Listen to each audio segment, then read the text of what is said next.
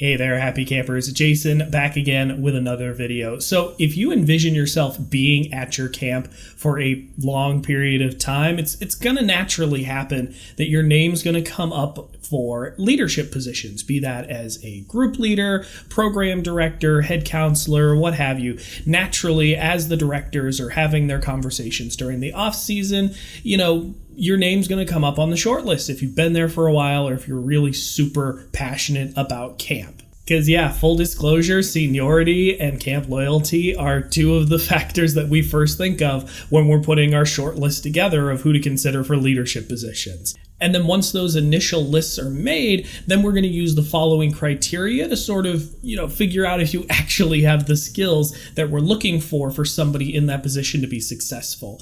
So let's get into it. Here are my 6 qualities that camp directors are looking for in their potential leadership staff. And the first quality that we're looking for is maturity. Now, not just being more mature than the campers, though hopefully you've got that too, but we're looking for somebody who's able to think beyond themselves and the immediate situation. Somebody who sees how their actions, or in some cases inactions, are going to affect not just the immediate situation, but also camp as a whole. And then we're also looking for somebody with the ability to think 2 or 3 steps beyond what the immediate decision that they make and the impact that that will have on the camp community as a whole. At 18, 19 years old, your brains are still developing, sorry to tell you, and your ability to look beyond the initial what's going to happen isn't as strong as it's going to be later on in life when you're 22, 23 years old. So we're looking for people that have developed that skill or are well on their way to developing that skill to look further and look beyond in the cause and effect for how these things are going to play out further down the road. Now, the next quality that we're looking for in our potential leadership staff is that you're actually qualified, that you've got more than just a cursory knowledge of the area that you're going to be overseeing. If I'm asking you to supervise the sports program, for example, I want you to have more than just a basic understanding of how to play all of the sports. I want you to be able to get in there and model for the counselors how to be successful at the positions, both in working with the kids, but also in teaching the skills. And that you could be somebody that, I was short-staffed, you could jump in very quickly and cover that area. Hopefully that doesn't happen, but, it's camp.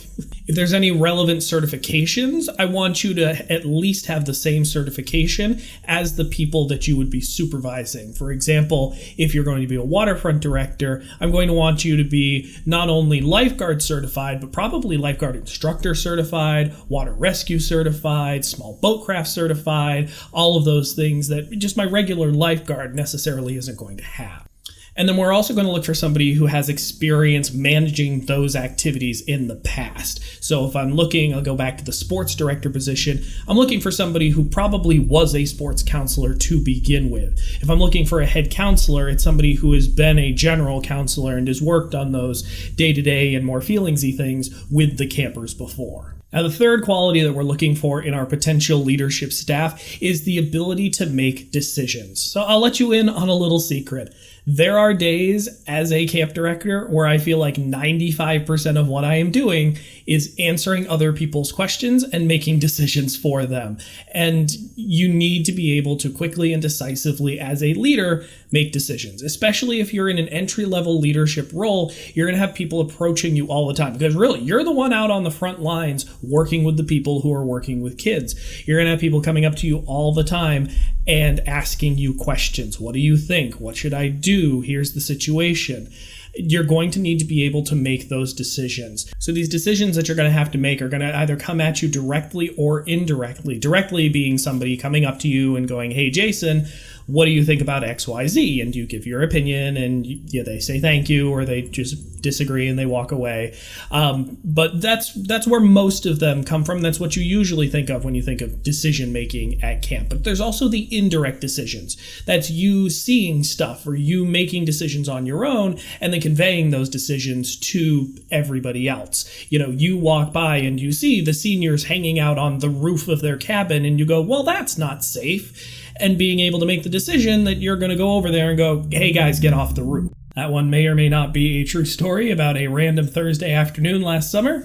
Now, the next quality that we're looking for in our potential leadership staff is we're looking for somebody who can improve frontline supervision. Like I said, you guys are going to be out there on the front lines working with the counselors. You're going to have way more hands-on and know what's going on in the pulse of camp than the assistant director or the director or somebody, who's still going to be above you. We're going to be relying on you to make sure that the day-to-day is running smoothly. So we're looking for people who, for example, understand the difference between active and passive supervision. Not only do they understand it, but they practice it and they can model it for the counselors and show you this is how you do it. They also kind of will have that ability to step back and kind of watch the counselors as they're working and can kind of notice when they're losing focus or losing patience, and then be able to, getting back to the previous one, make the decision to step in and intervene and help them out and be qualified and certified enough to be able to competently either redirect or step in and give them a break. You see how it's all connected and all kind of ties together? Yeah.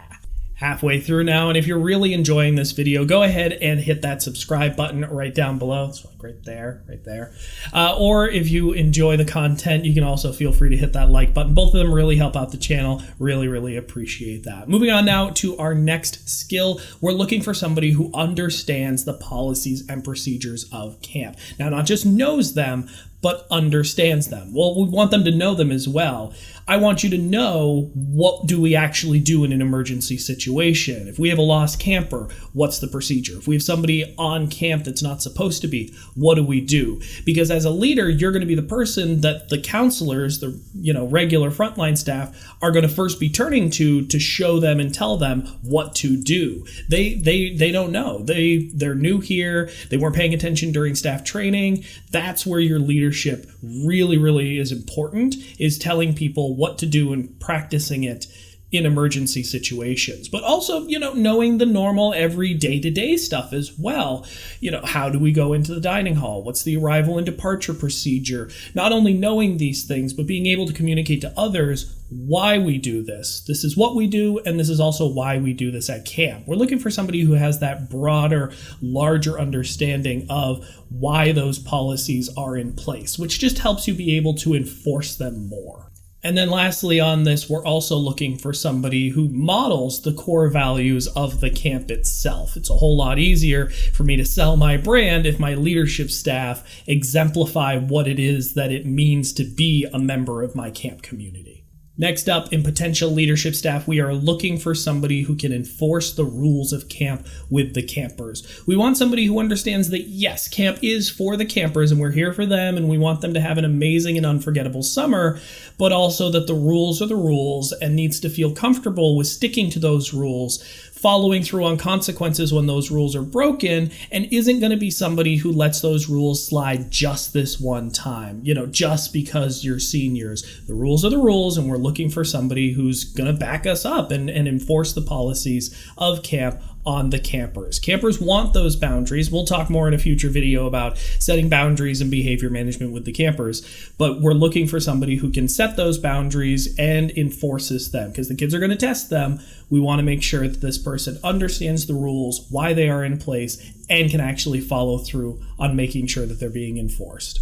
And then the last quality that we're looking for in our potential leadership staff, similar to the last one, is we're looking for somebody who can enforce the rules with the staff. Similar to the campers, that this person understands what the rules of camp are and why those policies are in place, but for the staff, that they're not going to make exceptions because, you've been here for a really long time, the rules say this thing, but we're going to let you go ahead and do this. Similar to the campers, the staff are going to be looking for you to set and model those expectations. So we're looking for somebody who's going to help us manage the staff and keep them, doing what it is they're supposed to be doing and following the expectations that we've set forth. And we're also looking for somebody who's going to be modeling those and practices those behaviors, because the staff are going to be looking to you as their first example for what, the rules say this, but what's the actual application of it? Similar to like the speed limit. You know, the speed limit says 65, but everybody else is going 70, 75. I guess I'm going to go 70, 75. You know, if the director says the rule is you have to be in your cabins by 12:30, but you as the head counselor are not getting back to your cabin until 12:45, you're not kicking people out of the staff lounge, they're going to go, oh, well, the rule says 12:30, but really it's more like a 12:45. We're looking for somebody who can say, no, 12:30, out of the staff lounge, get into your cabins, you know,